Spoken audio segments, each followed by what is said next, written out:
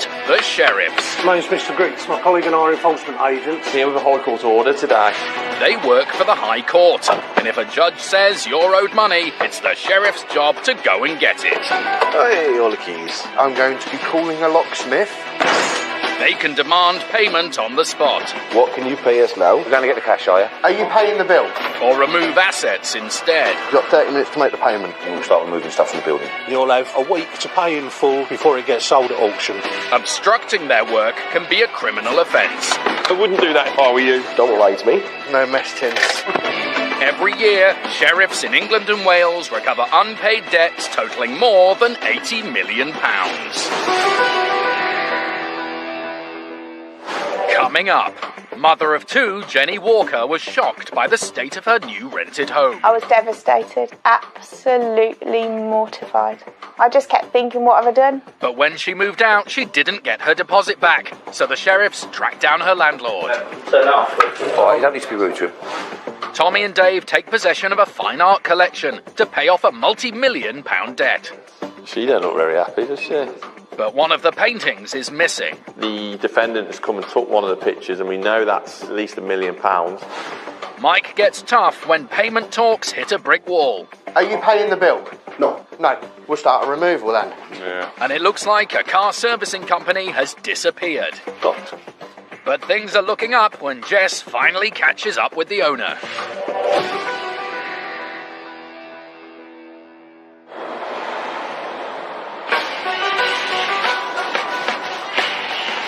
Today, High Court enforcement agents Tommy Coyle and Mike Perkins are in West London, and there's a storm brewing.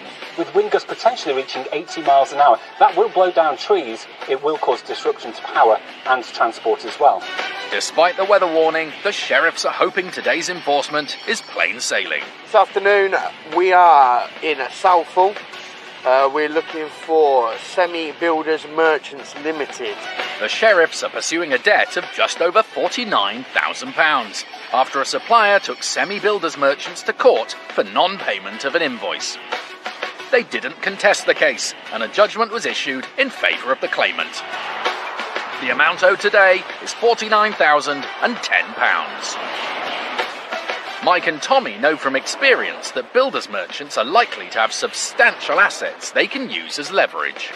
Is that it? That's it? And it looks like they're right. That's massive. There's assets everywhere, mate. We got loads. Got loads to go at. There's tons of materials and assets and trucks. Look at the trucks. But first, they need to find the boss. Is the director about? It's a High Court order. We're here to execute it, basically, which means we're here to take control of goods, which is remove assets if we can't get a bill paid. The sheriffs are told the man they need to see is upstairs, in the accounts office. Upstairs? Who's upstairs? They don't need a second invitation. They head up in search of the boss. There we go. Hello. Hello, sir. My name's Mr. Perkins, High Court Enforcement Agent. How are you? Here with a High Court order today. Sorry? We're here for Semi Builders, the Merchants Limited. We're here with a High Court order for £49,000 that needs to be paid. It looks like it's good timing. Just because I'm trying to organise the funds now. This is what it's happening. Is this for this? Yeah. He says the sheriffs aren't alone. He's got other creditors chasing him for money, and he's trying to raise funds through an offshore account. But the sheriffs want payment for their claimant today, and that's not looking likely. Okay, we'll look to remove some of the vehicles and the materials, yeah? If removal of assets does go ahead, the size of the debt will go up. At the moment, the balance is at 49,000. If we go to the next stage, it's going to go up to 49,600. Okay, and then when we start removing, We've been doing this for 31 years. We've never. yeah, I understand that. But if we start removing goods, Don't want a problem either. and I understand that. But if we go to the removal stage, it's going to go up to 54,000. The director tells them the lorries are on hire purchase, so they're not the property of semi-builders merchants. He produces paperwork to prove it. But they aren't the only assets Tommy's been sizing up. At the moment, it's still the materials. Yeah. Yeah, so we need to see paperwork for that. You can go and see it. Yeah, so what have you got paperwork-wise reference? Who owns the stock you've got there, like the bags? Sir? Look, you have your choice. Yeah. Well, we need to tell you because I don't want to go removing No, stuff. no. You got a choice. Either you got a choice to wait, and They won't wait. Sir, we haven't got a choice, okay? The option is to you to either pay in full, okay, or we're going to start removing goods. That's it. That's it. It's up to you to make the choice if you want to pay, or for us to put more charges on top of the fault and remove goods. If you try to be arrogant, I'm not being arrogant, sir. I'm stating facts. With respect to you, I'm more worried about people I want to pay others. Are you going to pay the bill? I'm not worried about you. Are you paying the bill? No. No. We'll start a removal then. The negotiations didn't go well. Stated that he wants to pay, but we don't know when he's going to pay. He said that he's got something in for offshore accounts, but he doesn't know if he's going to get the money in for that either. So therefore, we've given him the opportunity to pay in full at the lower rate. He's refused point blank to make the payment today. So therefore, we're going to have to obviously escalate it to removal stage. With the boss unwilling or unable to make even a part payment today, the sheriffs may have to start removing goods to clear the debt. But before they do, Mike decides to give backdoor diplomacy a go. Are you the accountant, are you? He is, and he's willing to help the sheriffs if he can. How much is in the account at the moment? If we could get half of the bill, then we'll look at doing a controlled goods agreement for the remaining balance. A controlled goods agreement means assets can stay on the debtor's premises, but they can't be sold or removed until the debt is cleared. Have a chat with him, just see what you can do. The accountant returns with good news. The boss may be willing to make a part payment today and then clear the rest by instalments. It's enough for Mike to try to reopen negotiations. Can I have a chat with you for a second? Yeah. I'll sit down. I don't want any photographs now. It's finished. No, He doesn't want I'm not going to allow it. Sorry. At this stage, our cameraman's asked to leave. We continue to film outside, where high winds have blown in dust particles from the Sahara, darkening the sky and turning it red. Has it got a real funny darkness? Isn't it weird? It's like, mate, it's not the end of the world. What concerned? Turning to more earthly matters, Tommy needs to quickly start listing assets for a controlled goods agreement. Once the agreement is signed, those assets can't be seized by any other creditor. There's one forklift that's been mentioned in the office that is clear of finance, so I'm going to go find that now, get that listed down, so we can facilitate this arrangement. There's multiple creditors after this gentleman. It looks like there's a lot of assets here, most of them on hire purchase. So we've got to find this forklift. Tommy quickly finds the forklift and sufficient other assets, including another forklift truck, and he completes a controlled goods agreement. All he needs now is for Mike's negotiations with the boss to have gone well. Mike and the director upstairs obviously didn't gel very well. We have a nickname for him, Scrappy Doo, which he lives up to. But he's a great enforcement agent, we'll always have your back and always great to have with you. So I'm going to get back upstairs now and just make sure nothing's exploded. Tommy needn't have worried. The boss has just paid £5,000 and agreed to pay the rest off in instalments. Given the multiple creditors, it's a good result. All sorted. All I need is a signature there, okay, and you print your name there, please. Thank you very much. Mike's back on good terms with the director. In the nicest way possible, I hope I don't see you again, okay? Take care. Thank you. Yeah, people call me Scrappy Doo due to the fact that I don't take no nonsense. I wouldn't class myself as arrogant, I'd class myself as blunt and straight to the point. Turn up here, you think large amount of assets, you think this is going to pay all day long. When you start getting into the details here, so much of the gear's on hire purchase, being all the big vehicles and the forklifts, the hoisters and stuff. I managed to find two of the forklifts out the back, so I got them listed down pretty quick. So it's a reasonable result. I do think they'll end up paying this in full as agreed, so we've done the best we can on the day. Semi-builders merchants have since been clearing the debt at the rate of £10,000 a month.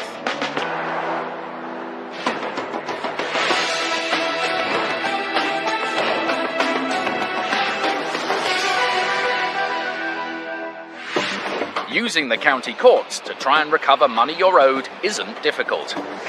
1.5 million money claims are paid every year in England and Wales, involving anything from faulty goods or poor workmanship to unpaid invoices. Claims can be filed online or by post for a small fee. Both parties in the case will be asked to submit evidence, and you may have to attend a court hearing. If you're successful, a county court judgment, or CCJ, will be issued against the debtor. If they still don't pay, that's when you call the sheriffs.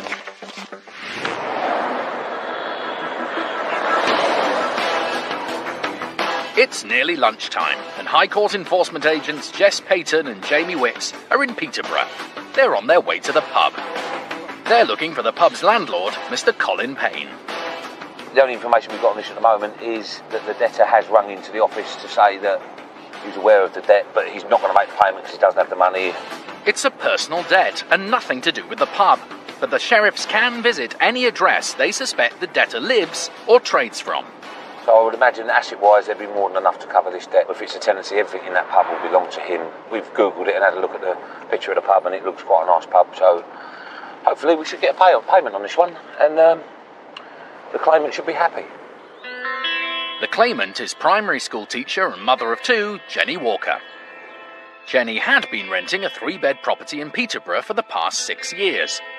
But when her landlord decided to put it on the market, she had to move out quickly and find somewhere else to live. I didn't know where we were going to be. I didn't know whether the children were going to have to move schools or whether they were going to have to live with their dads for a while I sorted something out. She couldn't find a suitable property, so she decided to appeal for help on social media. I put a post on a local Facebook page asking if anybody knew of any private landlords. Jenny was put in touch with Colin Payne, the landlord at one of the local pubs, who had a house to rent.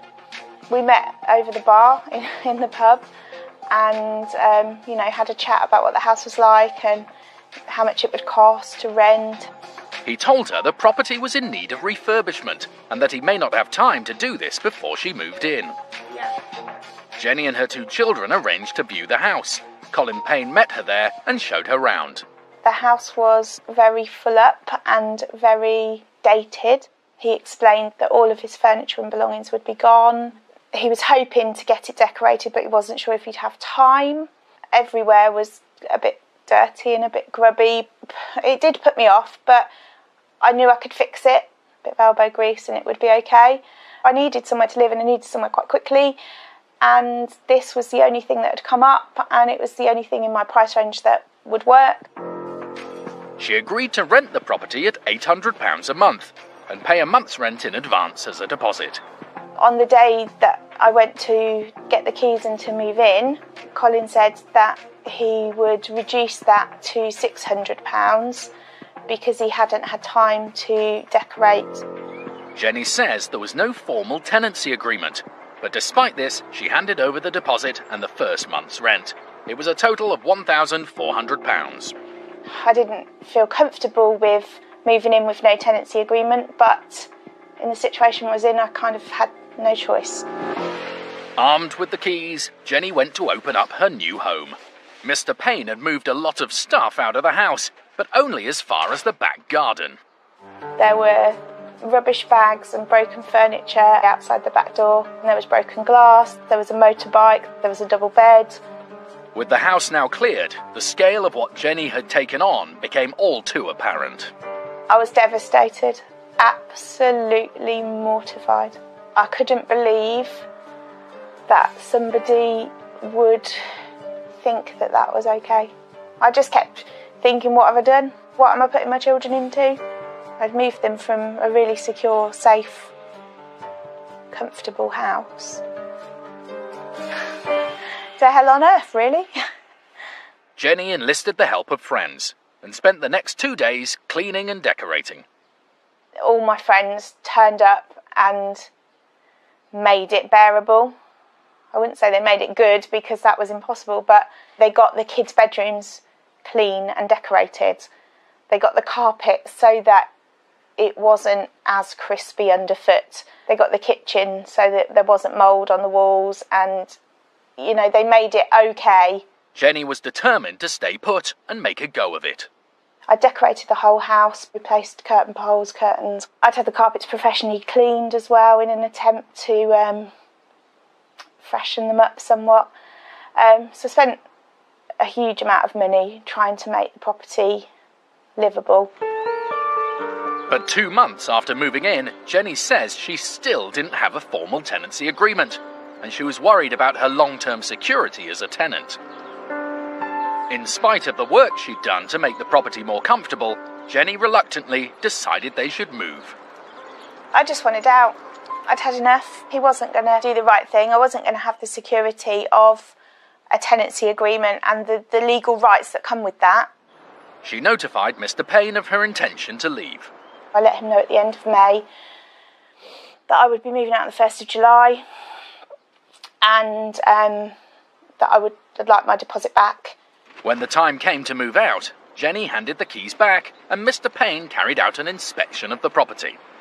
He looked at everything, he checked every room. He said that once I'd paid off any outstanding bills, for example the council tax and the electricity and the gas, and given meter readings and things over, then he would repay my deposit. Jenny says she did this, but the deposit wasn't returned. He wasn't forthcoming, he wasn't answering emails, he wasn't answering telephone calls. It was £600, I needed that £600 back. Jenny took the matter to the small claims court, but couldn't believe what happened next. His response to my claim was that I had left it in a worse state of repair than it was when I took on the property. Mr. Payne said she had spilt paint on the carpets, curtains were missing, and curtain rails were hanging off the walls. I did throw the shower curtain in the bin, yes, but I replaced it with a brand new one. My friend's husband came round and put up curtain poles that I'd bought for the property, and I did throw a carpet in the bin after a discussion with Mr. Payne about it smelling of cat wee. So yes, I did do those things, but not quite in the context that they were used against me. The court issued a judgment in Jenny's favour, instructing Mr. Payne to pay her deposit back. She didn't receive the money, and the case was transferred to the High Court, so Jenny could call in the sheriffs to collect the money she's owed.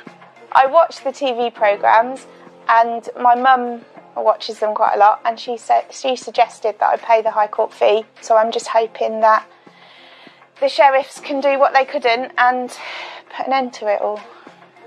They seem to be quite successful, so fingers crossed. The amount owed today is £1,098. Jess and Jamie are in Peterborough on the trail of Jenny Walker's former landlord, Colin Payne. I'll say it looks pretty close to me. Look, have a look. It's just coming up to midday, but it looks as if Mr. Payne's pub is closed. It's not looking very open to me. Give him a rattle on there, Jamie. There's someone in that house. The lady said it opens at midday nearly every day. Midday. Nearly every day, yeah. And it's midday now, so... Thursday lunchtime, you'd think the pub would be open, wouldn't you? There's a second address on the sheriff's instructions, so they head round there. We're going to go round to this other address, which is additional defendant address. So we're hoping he's going to be at home there now as the pub's not open. Otherwise we'll come back to the pub again and wait. This is the house that Jenny Walker was renting. Hi, love. I'm Mr. Payne from the Sheriff's Office. I'm looking for Colin Payne. The woman who answers the door says she's a tenant, and Mr. Payne is her landlord. He doesn't live here. I was just the landlord. Oh, okay. Oh, right, fair enough. Jamie wants to see evidence that Mr. Payne really is the landlord and isn't living there. Have you got a tenancy agreement or something like that? She does, and the agreement confirms she's the tenant and Mr. Payne is her landlord. So it's back to the pub, where Mr. Payne is also the landlord, and where the sheriffs are hoping to finally catch up with him. We've just pulled back up at the pub and it looks like the doors are open, so we're going to get in there a bit lively. As they walk in, someone is walking out. Hi, mate. I'm Mr. Payne from the Sheriff's Office. Looking for Colin Payne? He's not in at the minute. OK, we're going to have to come in and wait for him. It sounds as if this man is another of Mr. Payne's tenants. He lives in a flat above the pub and asks the sheriffs to wait while he takes his dog upstairs. Dog friendly, is he? Sorry? Dog friendly? Yeah, it's friendly. You can stroke him, I'll wait here, all right? If there's one thing the sheriffs aren't keen on, it's a large dog on the premises. He's friendly. It's alright, honestly, he's friendly. The dog's led upstairs, and the sheriffs enter the pub and wait while the man gives Mr. Payne a call. He's coming back, is he? Yeah, he's got. The sheriffs want payment in full today, Okay, lovely job. and if they play their cards right, they won't have to start removing assets. It's a pub in like a local area, so it's probably where most people come of a weekend, of an evening to have a drink. If we close the business down, take everything, that's another thing gone, isn't it? Suddenly, Colin Payne appears. Hello, mate. Turn off. He's not keen on the camera. All right, you don't need to be rude to him. He's going to film outside, all right? I've just asked him to turn it off. Yeah, you go outside and do it. Jess tells Mr. Payne he wants payment in full today. At the moment, it's at 1,098.79. If you pay that now, we'll be gone. Job done. Job done. After ringing the sheriff's office earlier to say he couldn't afford to pay, Mr. Payne surprises everyone with a sudden change of heart. He says he'll make the payment in full and has the cash upstairs, ready and waiting. Straight away, said, no, I'll pay you now. I'm going to pay you in cash. So he's just gone upstairs to get the cash. I'm just going to got the receipt book and we're just going to write him out a receipt. Didn't expect that, but hey-ho. A few minutes later, the sheriffs emerge, clutching a wad of cash. No, it's windy, so don't lose it. Oh, we'll lose that, though, I know. It means Jenny Walker will finally get her deposit back, several months after moving out of Mr. Payne's property and handing back the keys. He's paid in full. Didn't really climb over it, did he? No issues at all, He no. just said, I want to get it settled. Good result for the claimant. Yeah, good result for the claimant, and we're going to the next one now. Jenny Walker is delighted that all it took for her former landlord to pay up was a visit from the sheriffs. I'm feeling ecstatic about getting my money back, finally, because it's been so long. I've paid everyone off anyway, so everybody I owed money to I've repaid. So that's our money now, so it means I can put a little back into enjoyment and leisure that we didn't have before because I was paying people off. Colin Payne told us Miss Walker had been consistently late with her rent by up to 20 days and that she refused to sign a copy of the government's tenancy agreement. He said she gave him a few days' notice by text message before moving out and added that he withheld Miss Walker's deposit because she refused to provide proof that gas, electric and council tax bills had been paid. He said that following the court ruling, the money was made available to Miss Walker, but she wouldn't come and get it.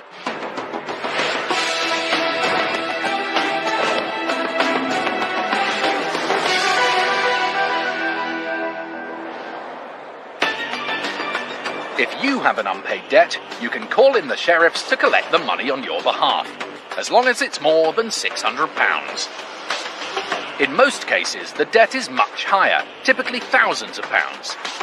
But today's different. High Court enforcement agents Tommy Coyle and Dave Steele are in pursuit of a debt that runs not into thousands, but millions.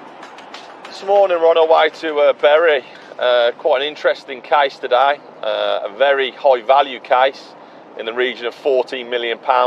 To be exact, 13.9 million. This case is the largest one I've done in the 11 years I've been an agent. Basically, we're just going out to a gallery stroke museum. They have these assets which are paintings, which are potentially very high value. The key word here is potentially. The truth is, until the sheriffs remove the paintings and get them valued, they won't really know what they're worth. We know payment's not forthcoming from being in contact with the defendant, so we're just going to remove the assets, take control of them, remove them, and look to put them through auction. The debtor is UK-based businessman Vincent Petrillo. He owes money to investors in a high-rise building project in Belarus. They've pursued the debt through the English courts, and a judgment's been made in their favour. The amount owed today is £13,915,537.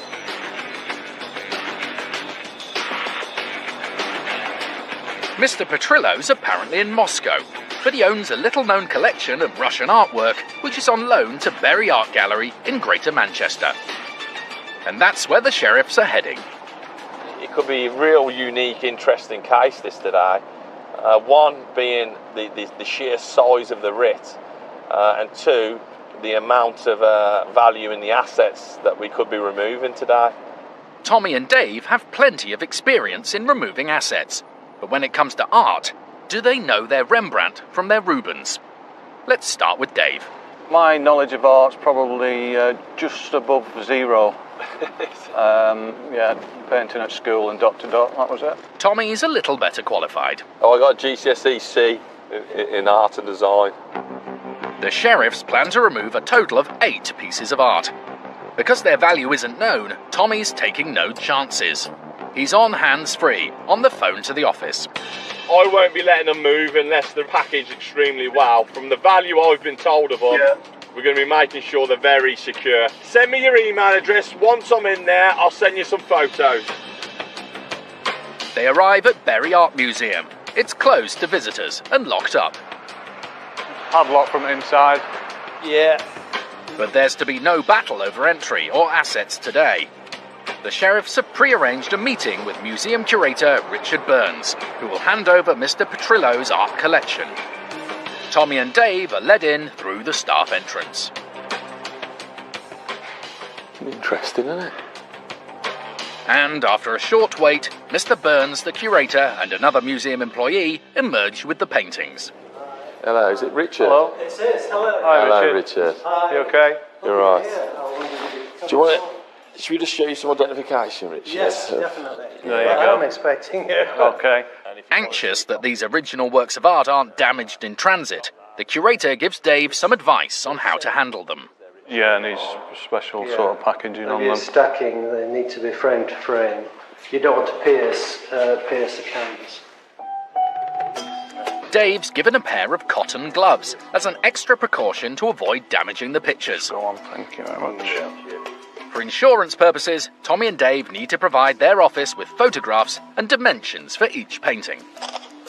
And the rear, please. 67 centimetres in width. In width? Yeah. By 99 in length. That's the mama. And that's the mama.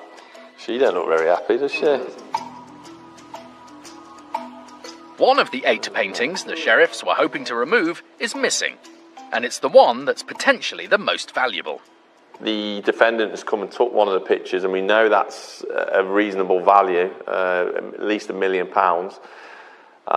Does make me slightly suspicious of the value of these, because you'd think he would have took these as well, but all we can do is hope they come back with a decent valuation. The discovery is a blow for the sheriffs, but as far as the curator's concerned, these works of art are precious, regardless of their monetary value.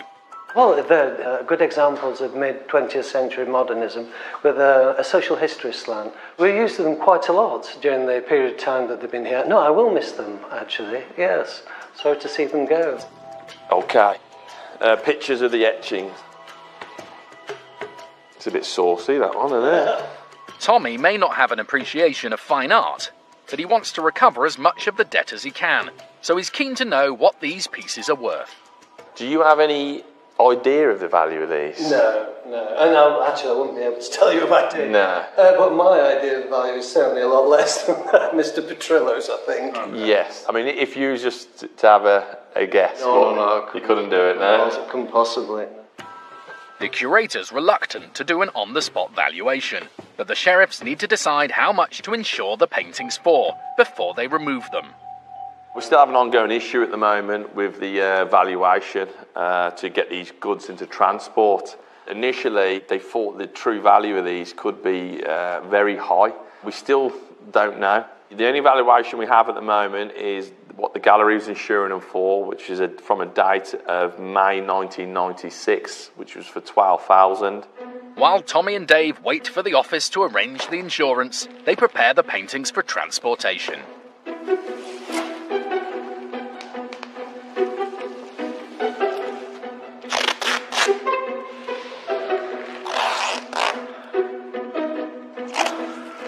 Wonderful. Thank you.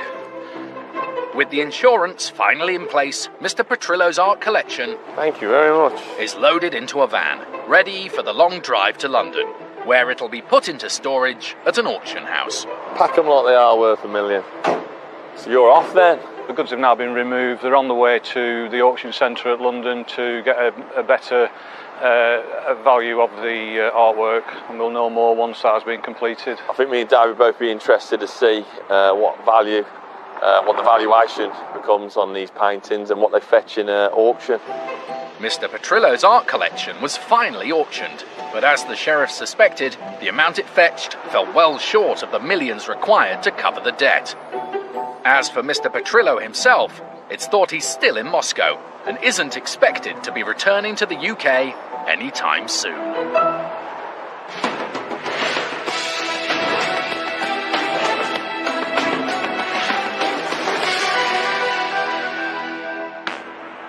If you've won a county court judgment and haven't been paid, for £66 you can get the case transferred up to the High Court, which will issue a writ for enforcement by the sheriffs.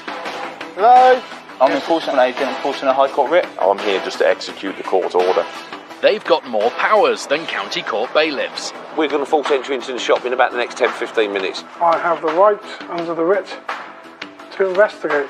If you obstruct myself or my colleague, it is a criminal offence. And there's no limit to the size of the debts they can pursue. £14 million. It's the largest job I've ever done. He can pay it directly into our account from Spain. If they're successful, they will recover your money and costs from the debtor. Thanks. Thank you. As well as their own fees that are set by the government. It was that amount there until 5:30. I don't stand here for 3 hours for nothing. If the sheriffs can't get your money, they'll ask you to pay a fee of £75 plus VAT.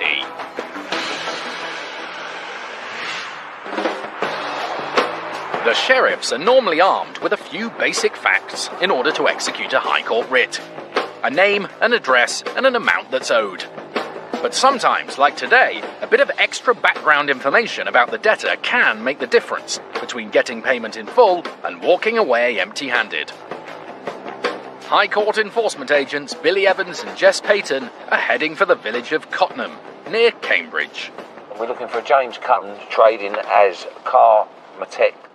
It's a unit on an industrial estate. Mr. Curran has already contacted the sheriffs. I mean, he has made a phone call into the office offering a payment of £50 a month, which is not acceptable.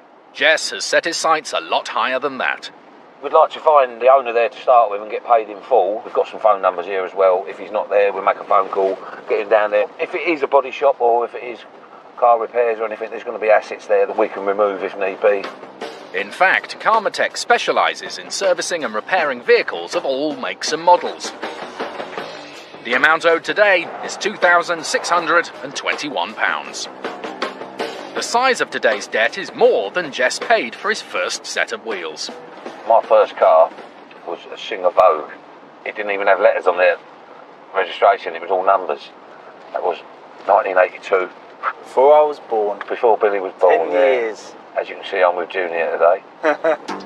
They arrive at the industrial estate where Carmatec is based. At the moment, it's not looking very good. It's all closed up. First impression is not favourable at the moment. It's looking like it's an empty unit. Jess is right. The place has been abandoned. Locked. The sheriffs have the power to carry out diligent searches at commercial premises if they have reason to believe the debtor could be trading from there. So, to find out if the debtor is still trading from this unit, Jess checks the mail, and none of it is addressed to Mr. Curran or to Carmatec. Let's try banging it just in case. With no one here and no Carmatec signage, it's starting to look as if the debtor has shut up shop for good. Absolutely nothing round the back, it's just all weeds, and so I'm going to try his home number. The sheriffs make several attempts to contact him by phone, but he's not picking up. I've got two numbers here, I've tried both numbers. The mobile number is answering as Carmatec, and the work number is answering as Carmatec, but basically going to answer machine. Jess and Billy aren't going to give up that easily. For all we know, he may have not been able to afford this unit, so therefore he's gone to his home, and he could be trading from home. Because Mr. Curran is named on the High Court writ, the sheriffs have the right to visit any address where they believe he's living or trading from. The problem is, they don't have his home address on file. Billy gives the office a call.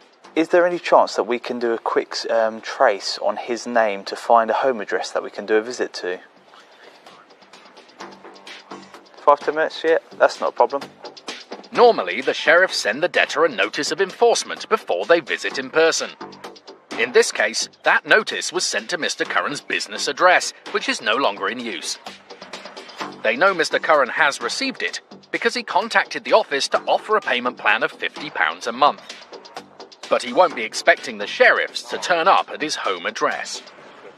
Yeah, shock factor's the best. If you give them any pre-warning, the chances are assets could disappear. Exactly, so it's all about the shock factor. Jess and Billy finally managed to get Mr. Curran's home address and head straight there. Right, it's down here on the left apparently. I'm hoping it might be quite a big house because these houses are quite big. Yeah. You keep going.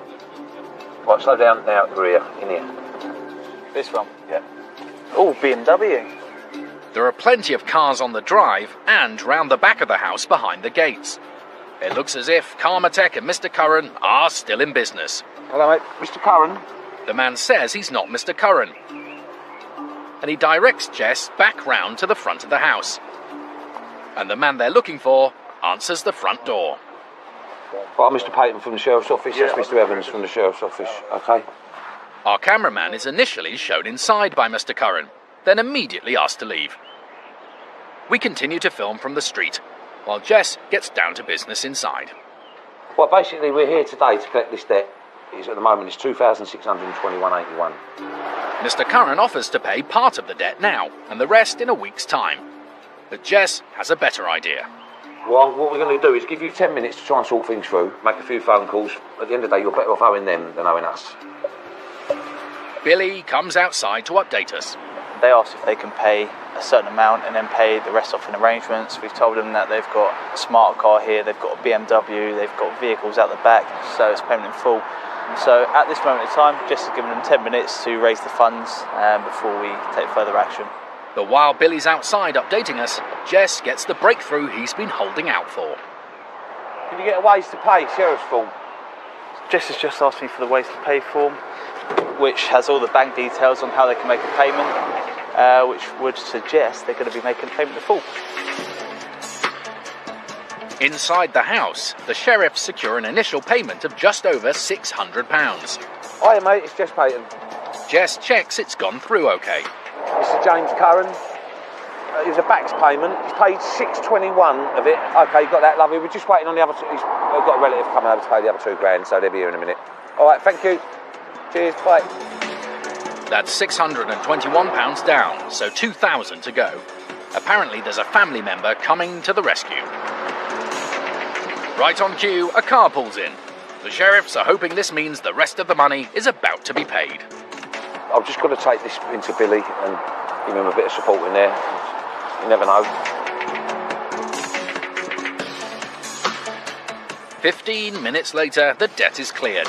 All £2,621.81 of it, and payment is safely in the sheriff's account. Jess and Billy know that if they hadn't got hold of a home address for Mr. Curran, today might have turned out very differently. Just having that extra bit of knowledge, thinking outside the box, we've now got a result. It could have been an easy case of going to that address and returning the file, but just doing that little bit of digging has now got us paid in full and one happy client.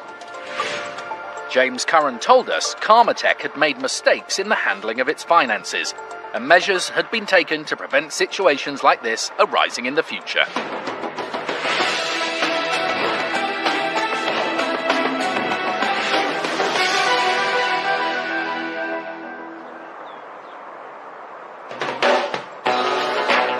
High Court enforcement agents Rob Foster and Lawrence Grix are heading to Hoddesdon in Hertfordshire. We're going to Thomas Raymond Butler, trading as Butler's estate agents. He owes a total of £31,181.57, which is an awful lot of money. The debt relates to unpaid rent and damage caused to a property being let by the agent. Lawrence and Rob both know they'll have their work cut out today. Generally with an estate agent, all you'll find there asset-wise is a couple of desks, a couple of computers.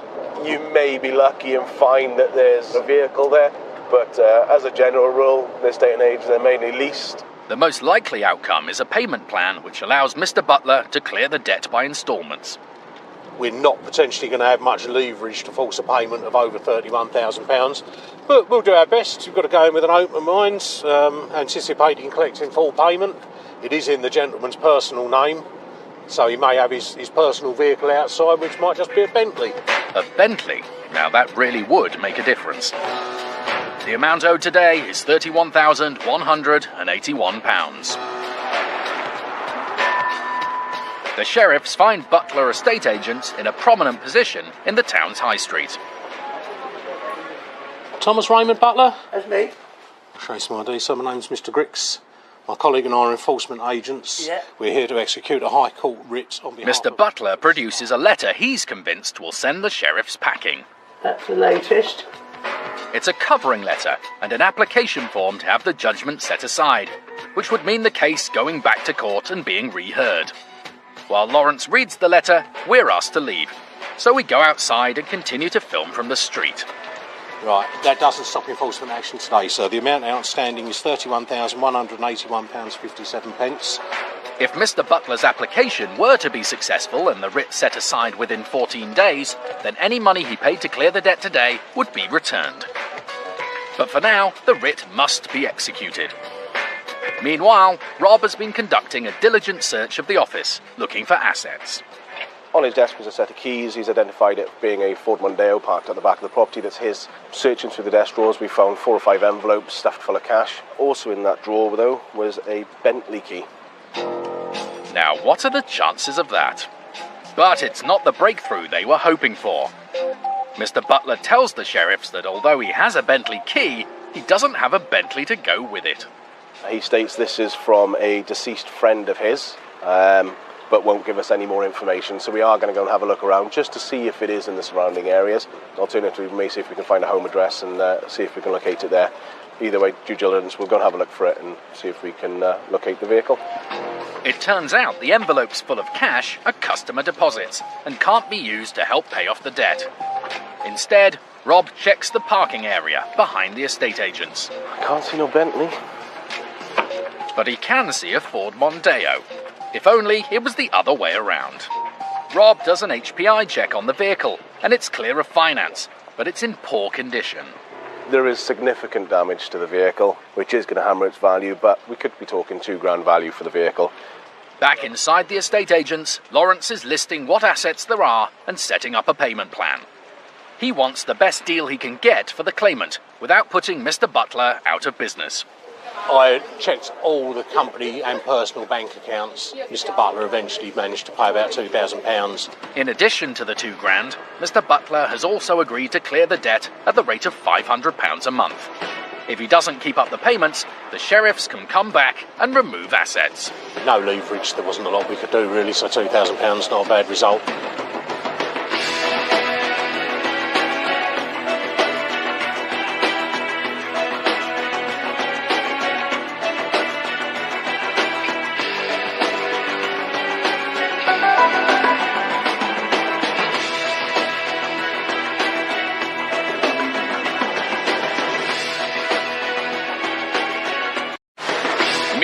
The sheriffs. My name's Mr. Grix. My colleague and I are enforcement agents. Here with a High Court order today.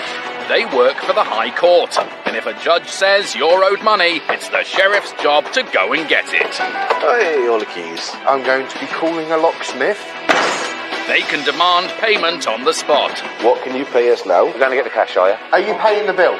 Or remove assets instead. You've got 30 minutes to make the payment. And we'll start removing stuff from the building. You'll have a week to pay in full before it gets sold at auction. Obstructing their work can be a criminal offence. I wouldn't do that if I were you. Don't lie to me. No mess tins. Every year, sheriffs in England and Wales recover unpaid debts totalling more than £80 million.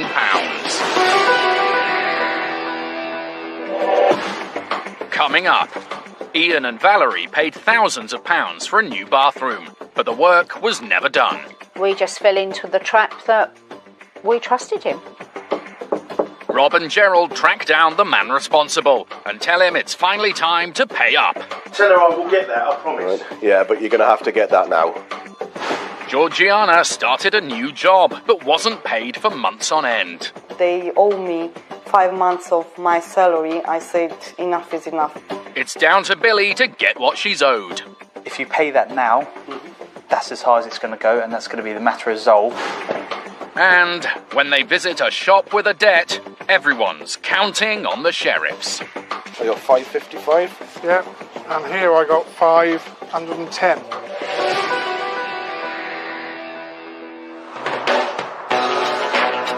This morning, High Court enforcement agents Rob Foster and Gerald Anderson are on their way to a residential address in Kent. Looking for Mr. Adrian Hayes, who's a debt of just over £3,500. It looks like he's a builder. Rob knows from experience that enforcements are often more difficult at residential rather than commercial premises. Today hinges on finding enough assets to cover the debt. All we can hope on this occasion is that the defendant does have a vehicle of sufficient value or tools of sufficient value, or even a garage next to his property full of building equipment. That would be our hope in order to get this matter rectified. Schoolteacher Valerie Selby first came across Mr. Hayes when she and her husband Ian decided they needed some work doing on their home. We were looking for somebody to do our bathroom, shower room and toilet. I'd had a few leaks in the shower room upstairs, which I repaired a couple of times. It needed completely doing properly. Ian and Valerie decided to get someone in to start the work as quickly as possible. Timescale, we wanted it done, this was October, we wanted it done by Christmas. A family friend had just had a new bathroom fitted, and Ian and Valerie were impressed when they saw photos of the work. They contacted the fitter, a Mr. Adrian Hayes, and he came round to quote for the job. Total price £8,145. It sounded fair enough to me. Bearing in mind he was recommended by a family friend and we'd seen his work, it all seemed a good deal, you know. He was a really friendly person, and seemed trustworthy. I contacted him again for him to come round and we'll give him a deposit as long as he could guarantee to us that he could do the job by Christmas. Mr. Hayes told the Selbys if they wanted the work doing quickly, he'd need 7 of the £8,000 paid up front. Both me and my husband thought it was quite excessive what he'd asked us for, but I think because our friend had been really happy with the work that he'd done, we were sort of swayed to go with him. They took out a bank loan to cover the cost of the job and paid Mr. Hayes the £7,000 he'd asked for. They expected work to start promptly, but it didn't. For weeks and weeks we didn't hear anything. We was contacting him via email, via text, via phone call. This just went on and on. Sometimes he'd answer the phone, sometimes he wouldn't. It was always one excuse after another. I've got too much work on at the moment. I can't start it yet. When can you start it? When I know, you'll know. They were the sort of answers we were getting. The Christmas deadline came and went. We were really disappointed that we weren't going to have our new bathrooms. But we didn't really know what to do or where to go. We was lost. Then they received a recorded delivery letter from Mr. Hayes. About February, he sent us a letter apologising for the hold-up, making lots of excuses, saying that he had other work on. By this stage, the Selbys had almost given up on Mr. Hayes. But what happened next came as a complete surprise. One day a lorry turned up outside with a pallet load of bathroom goods. When it arrived, I thought to myself, oh, well, at least we're starting to get somewhere. But any hopes were quickly dashed. Mr. Hayes wrote again, this time saying he was considering closing down his business. It was the final straw. Somebody takes your money and then gives you nothing in return. It's really stressful. It's just constantly going through your mind. He's walked away with hard-earned money for nothing. Ian and Valerie decided to keep the fittings and get the job done by someone else. So they wrote to Mr. Hayes demanding their deposit back, minus the £3,000 he'd paid out for the fittings. We're not stupid. We do know that you shouldn't give over that much money. We just desperately wanted it done. We just fell into the trap that we trusted him, and we shouldn't have. Mr. Hayes didn't give them their money back, so they took the matter to the courts, and a judgment was made in their favour. Mr. Hayes was ordered to pay them back at the rate of £200 a month. The first few payments came through, but then they stopped.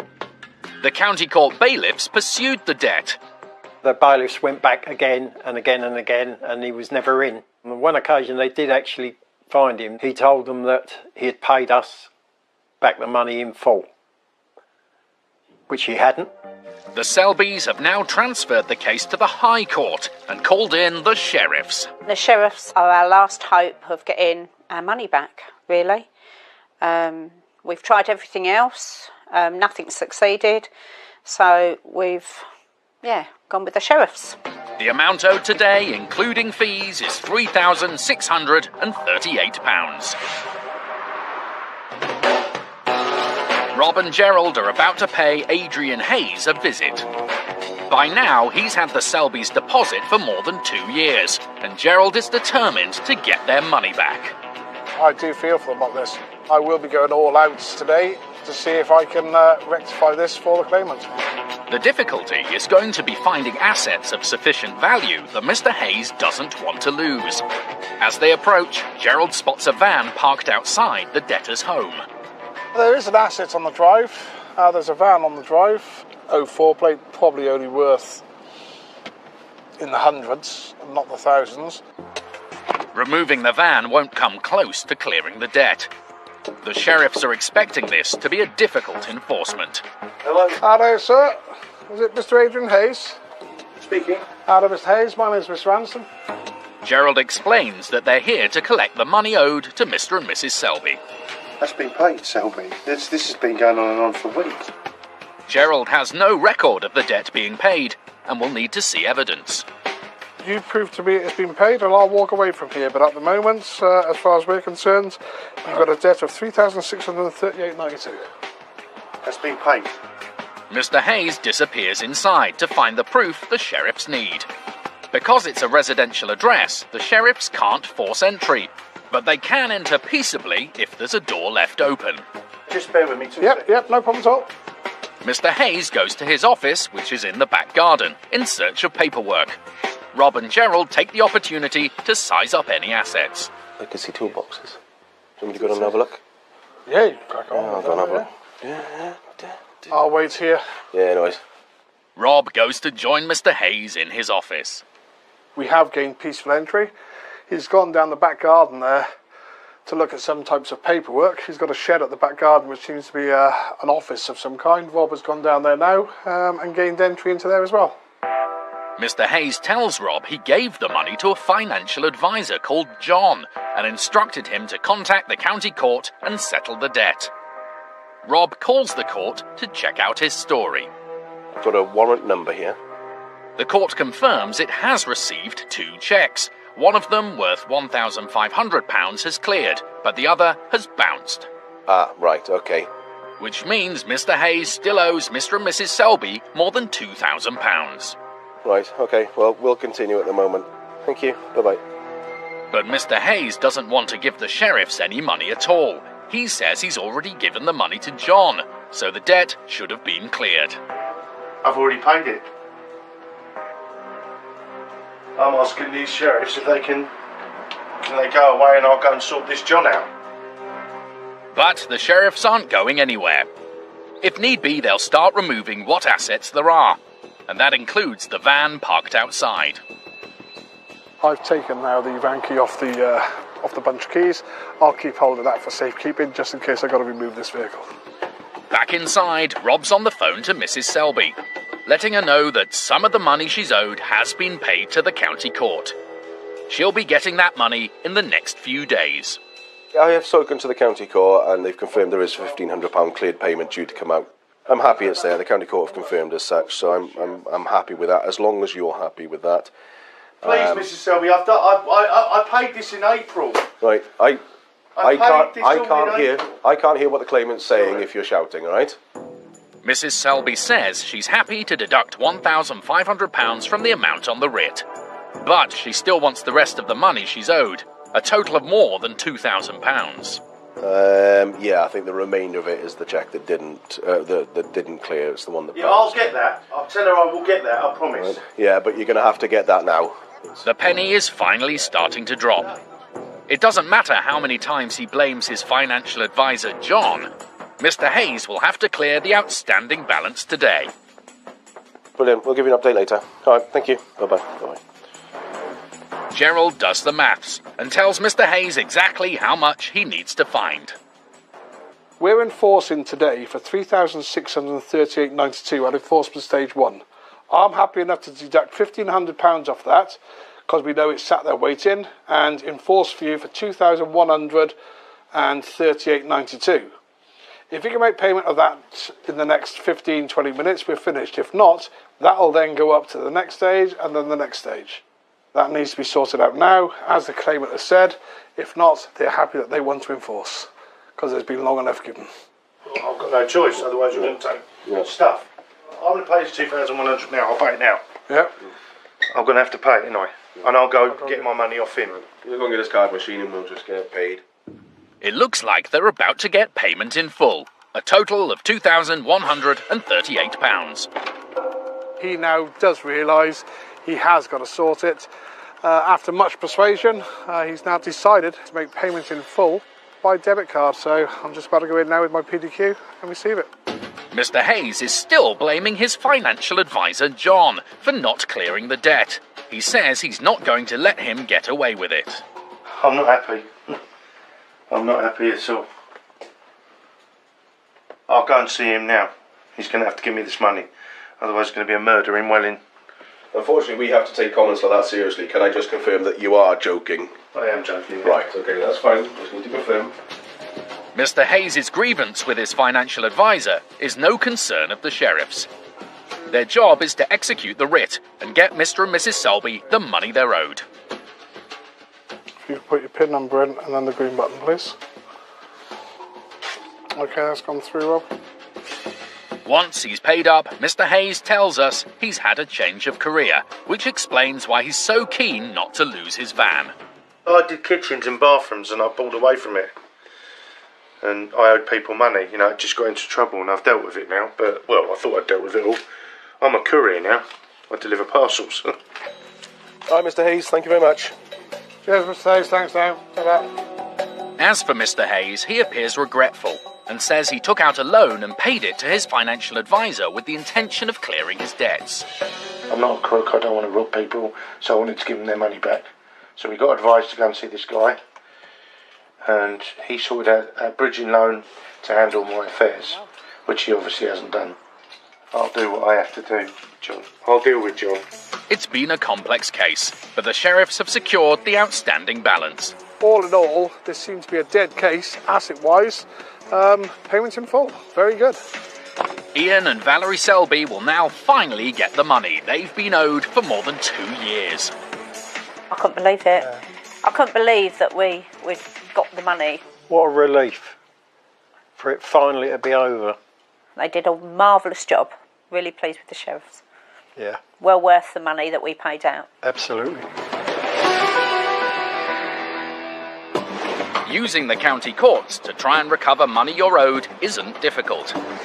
1.5 million money claims are paid every year in England and Wales, involving anything from faulty goods or poor workmanship to unpaid invoices. Claims can be filed online or by post for a small fee. Both parties in the case will be asked to submit evidence, and you may have to attend a court hearing. If you're successful, a county court judgment, or CCJ, will be issued against the debtor. If they still don't pay, that's when you call the sheriffs. Stonehenge. It's nearly 3 p.m, and Rob and Gerald are on their way to Somerset, heading to a Polish grocer and deli. Today we're down in Yeovil, looking for a company called Maran Shop Limited. It's a tribunal case. At the moment we're looking for around about £1,300. Gerald's expecting the shop to have some valuable stock.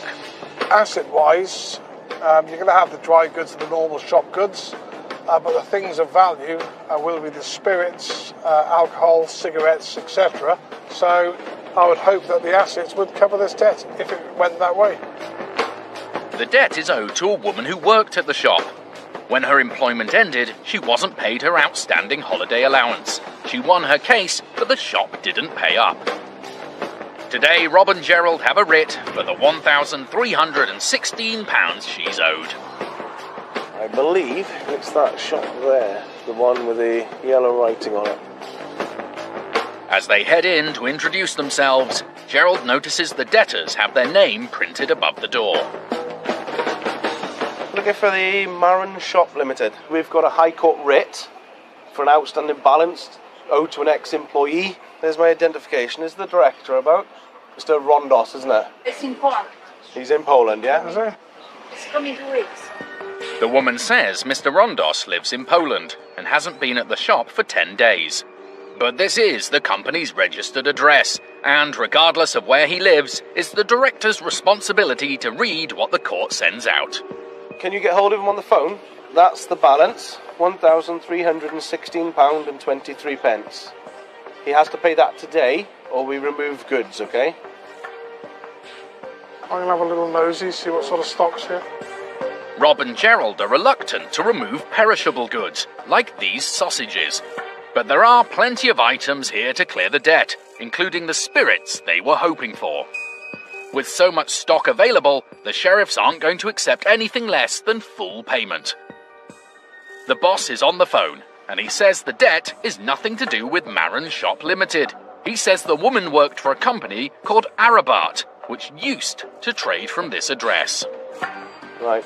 Tell him I'm aware that Arabat is a dissolved company. Dissolved 20th of June 2017. Yeah. Arabat did. Marin Shop Limited is the name on the writ, and that's the company responsible for paying the debt. But the boss is refusing to pay, and that's about to cost him. It's now going up a stage. All right, we've asked him a simple question to pay it, and he's saying that it's a different company. It's not. All right, so it's now going up to the next stage. So it's now 1,910. This lady is not work for my boss. It's different boss before in Arabat. You did not understand. No, I know. But the problem is we're against Marin Shop Limited, which are the ones that are trading here. Mr. Rondos, the director of Marin Shop Limited, was also a director of the dissolved company, Arabat Limited. There's a certificate showing that he's still the licensee of the premises. All the paperwork are there.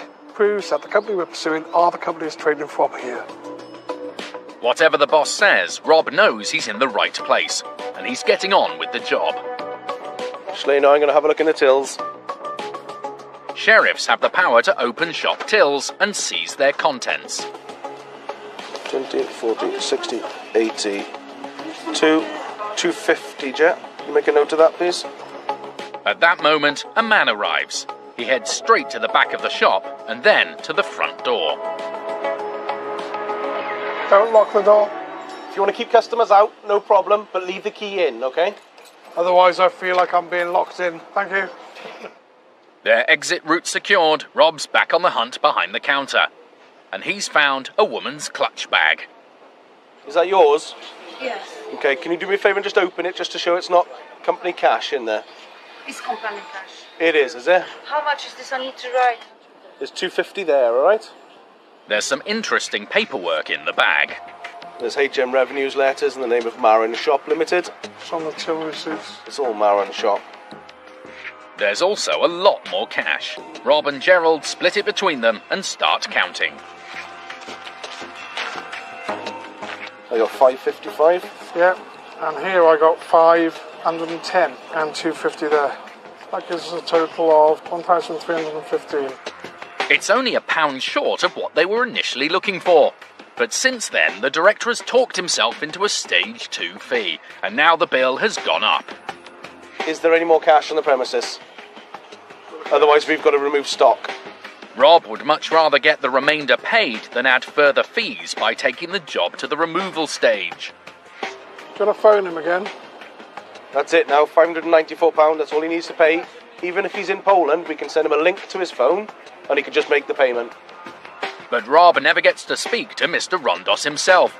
Instead, the director arranges with the manager that she'll pay the balance on his behalf. I'm paying my card. Paying by card. If you could put your PIN number in and then the green button, please. and I will give you a receipt now for the cash.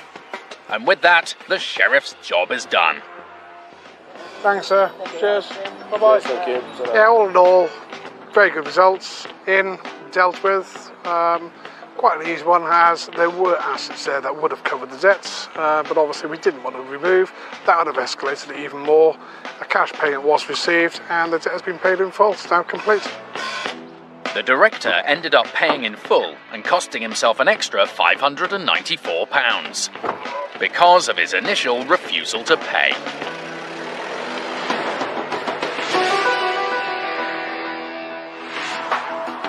High Court enforcement agent Billy Evans is in Harrow, northwest London. We're off to see a PHC Care Home Limited. Had a little Google search and the address looks like it's going to be a shop front. But obviously, given the name, it sounds like it's going to be a carer's service delivered to people's homes. So not 100% sure what to expect here. Might be a couple of computers, possibly cars if they got any parking. But I don't think it's a care home as such. But we shall see what we can find when we get there. Billy's in pursuit of a debt owed to a former PHC employee. Georgiana Barner arrived in the UK from Romania, hoping to embark on a new career and a new life with her boyfriend, Adrian. When I came, I searched for jobs. I was hoping to find a job in the finance because I have a degree and I have a master in finance, in economic science. She couldn't get the job she was looking for.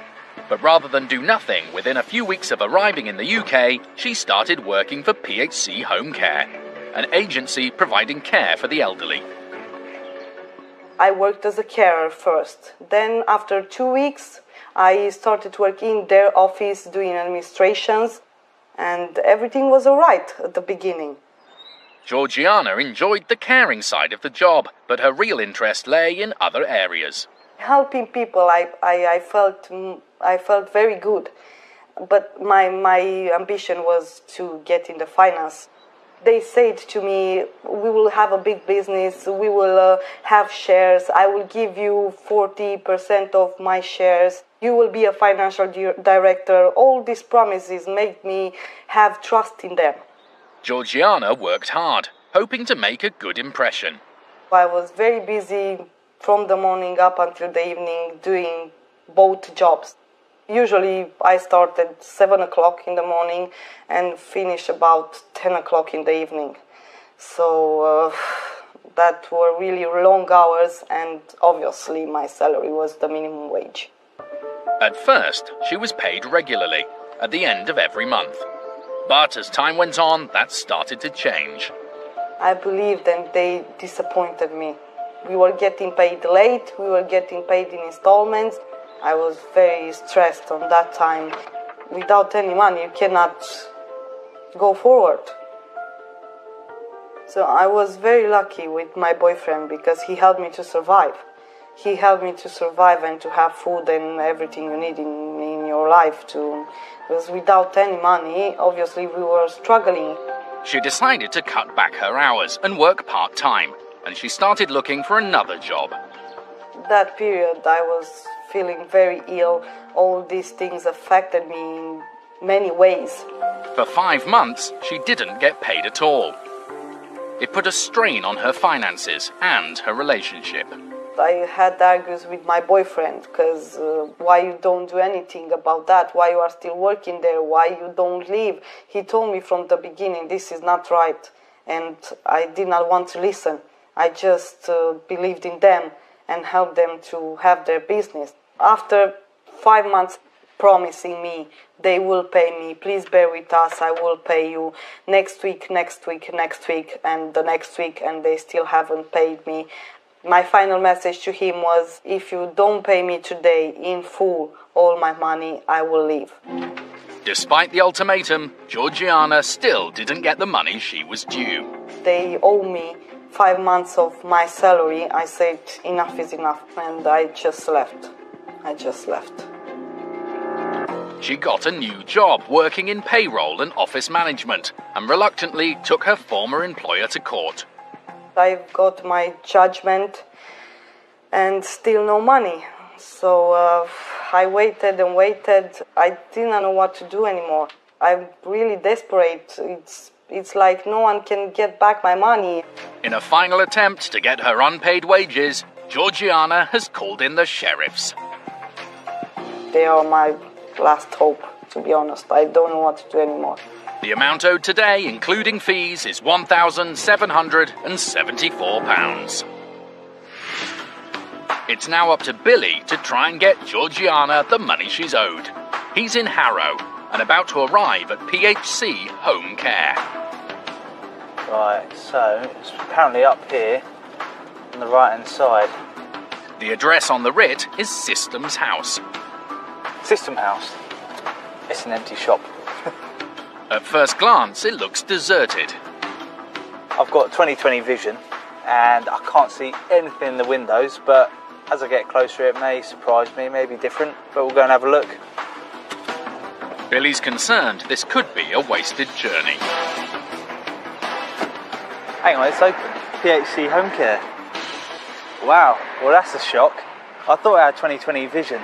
It appears I don't. See, it looks like it's got PHC Home Care in it, so we'll go and see what we can do.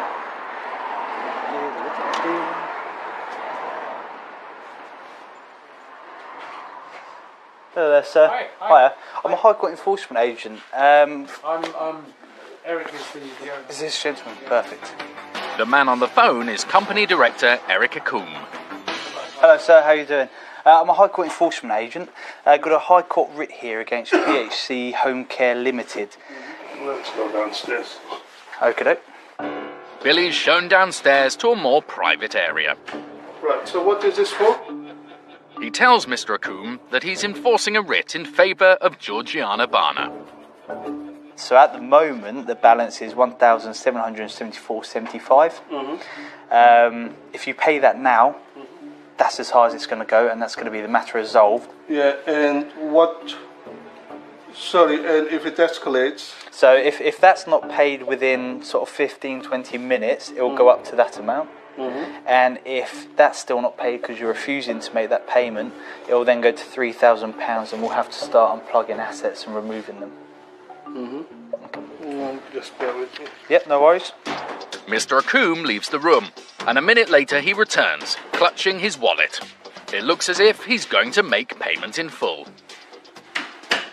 Are you paying by card? Yep. Right, okay. We'll do it on our website. We have a payment line on our website which basically just works as a transaction. While he's putting in the case details, Billy tries to engage Mr. Acombe in conversation. What's the nature of the business? So you carers? Home care, yeah. Right, home care. Right, okay. Right, so if you can fill out these details here. Small talk over, Mr. Acombe puts in his card details and completes the payment process. Right, okay, I'll just write down your reference. That's gone through fine. Okay, sir, so that's the matter resolved. That is now paid in full. So we shall leave you in peace, all right? Thank you very much, sir. Thanks for your help. With barely a word spoken, the payment's gone through and the debt's been cleared. The gentleman wasn't very talkative, didn't really want to know much about the case. He just wanted to get us paid and get us gone. So yeah, it's another paid in full. It's taken Billy just 15 minutes to get Georgiana the money she's been owed for almost a year. They were my only hope, and they have my money back. Massive, massive thanks, Billy, for all your help and support, and yeah, I'm very happy. Many thanks. Thank you very much.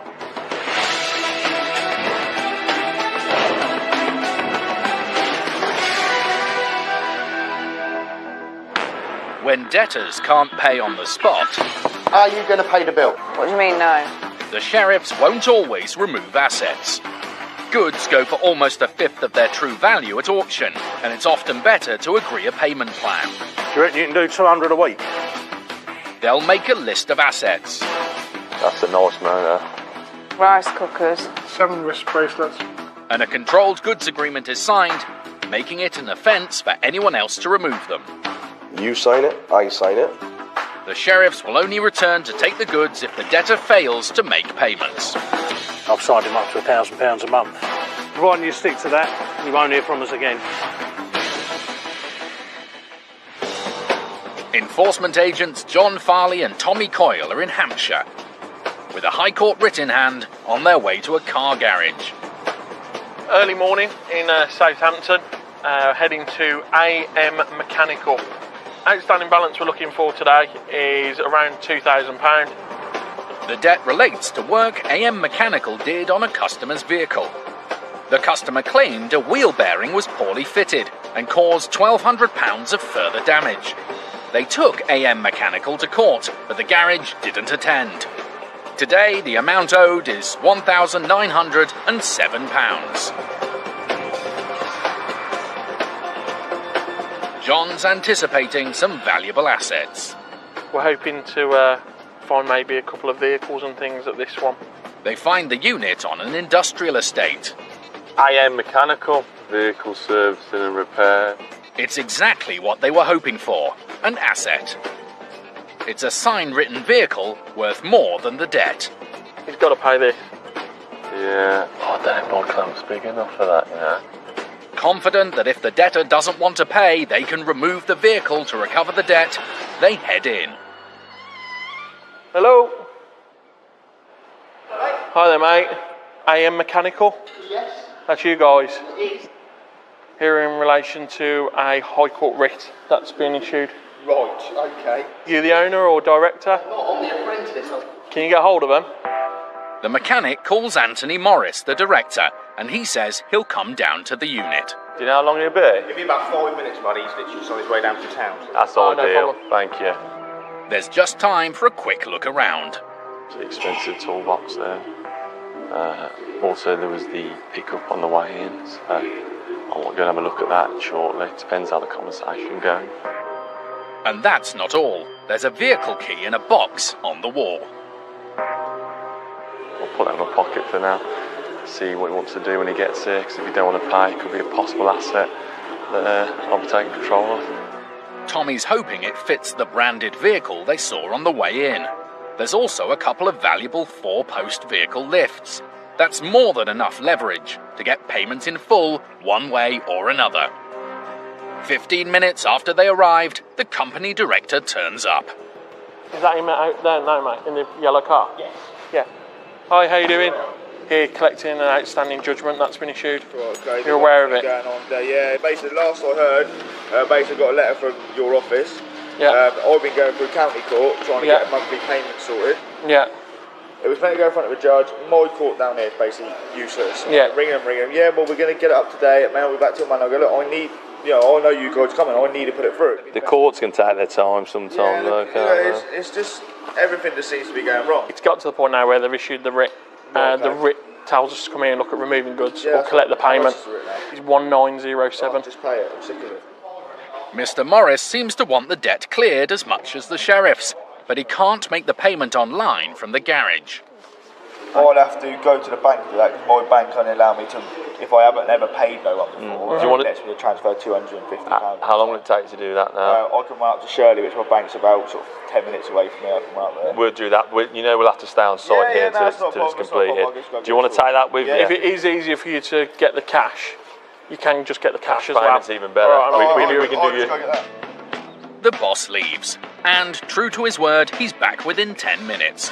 He's clutching the one thing sheriffs like more than expensive goods, an envelope stuffed with cash. You want me to have a count of that? Yeah, you have a count of it and I'll get the receipt started. Mr. Morris takes £7 and 4 pence from his office to add to the £1,900 he's already handed over. 5, 7, 4. Excellent. Right, can I just get you to sign there for me and print that? Yeah. And with that, the debt is settled. To the penny. I'll give you this back as well, it's the key. Obviously we're here to see his assets. Yeah, that's alright. Don't know how it's going to go. Thanks very much. Cheers, Andy. You take care of yourself, mate. Immediately said that he wanted to pay it, didn't want it to escalate any further than it needed to. Went off and got the cash and paid in full. So good job. AM Mechanical might be £1,907 down, but the director can be happy he's discharged the debt and dealt with the sheriffs in the best way possible.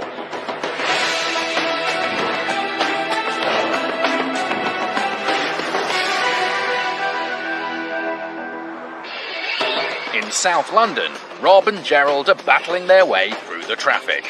Off to Croydon today, looking for London Borough Croydon Council. They're owing just over £1,900. The debt relates to unpaid legal costs. The total amount owed today is £1,909. Gerald has some experience of dealing with local government.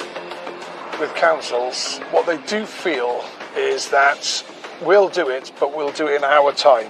Yep, no problem at all. Leave us the paperwork, and in the next couple of days we'll look at the paperwork to try to get it sorted out for you. Well, in our job that doesn't work. In our job, we are there now today. Today it needs to be sorted. Saying just don't hear. It's not hard to find the address on the writ. Oh, there it is. Where?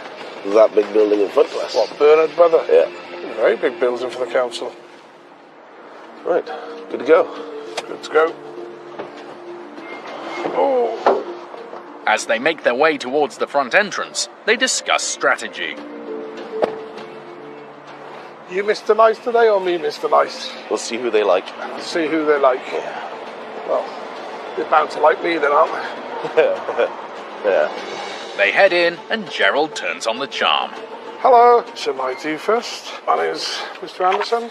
I have a writ here to deal with, I'm afraid. Ideally of legal and democratic services. The receptionist makes a call. Thank you very much. As long as she comes down and sorts it, no problem at all. If she starts stalling when she comes down, whether there's security gates here or not, we will gain entry and we will go up to whatever floor, whatever level we need to go up to. Looking at the sign there, it's they're dealing on floors 2 to 7. If it means it's going through each one of them floors, then we will. Sheriffs have the power to force entry to commercial premises in search of a debtor's goods. But today there's no need, as 3 minutes later someone arrives to speak to them. Hello. All right. My name's Mr. Anderson. I've got a writ here for an outstanding debt that needs to be sorted today. Can you tell me what it's regarding? Right, okay. Consent order. Yeah, I know costs. about it. I do know about it. It's been with our finance department. I'll take it upstairs and... If you could ask your finance department to make a payment of the amount that I'm going to give you. Well, I can do my best. That's what I can do. If they don't, I'll be wandering around and then walking out with chairs, tables and everything else. Okay. So I'll give you the paperwork. It's 9:25. Yeah. As long as someone comes down to show me proof that everything's been paid by 9:45, then I won't go through here. Okay. If it's not been done... A little bit longer than that, until 10, because I've got to find the person who's dealing with it. 15 minutes, because we are a huge organisation. Well, a huge organisation should have had it sorted then, shouldn't it, really? I hear what you say, I said, but simply all right, I can't... I'll work with you. I'll give you till 10. Thank you as long very as somebody comes down and says, there you go, there's proof that everything's been paid into the correct account. I'll give you all the details now. Right. Then I'm out of here. Obviously, come 10 o'clock. If it's not, then I'll go wandering. Okay, cheers.